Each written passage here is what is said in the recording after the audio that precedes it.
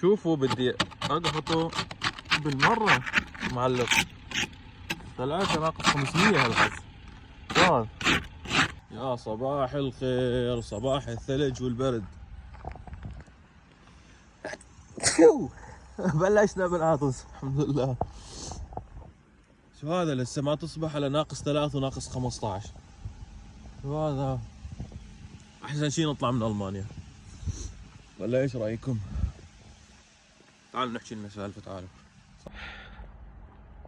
إلنا زمان لا سوينا ستوريات ولا حكينا ولا سوينا اي شيء، كله بسبب الضغط هذا اللي عم يصير علينا حاليا باخر الايام. ضغط شغل، ضغط نفسي، ضغط من كل الجناب جايه. فشنا نسوي؟ الله يعيننا. هيك والله غاطت، يعني غاطت مو بس على